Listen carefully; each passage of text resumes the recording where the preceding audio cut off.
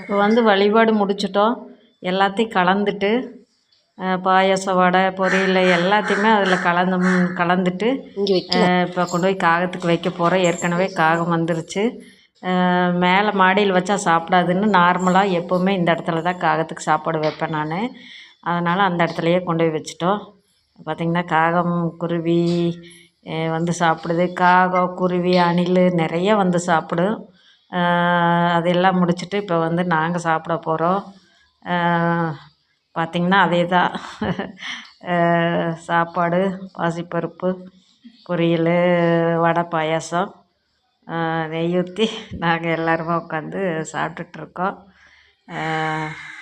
இந்த வழிபாடு இப்படி தான் எங்கள் வீட்டில் ஒரு சிறப்பாக நடந்து முடிஞ்சிருச்சு. ரொம்ப ரொம்ப சந்தோஷம் முன்னோர்களுக்கு வழிபாடு செஞ்சதில். Okay bye.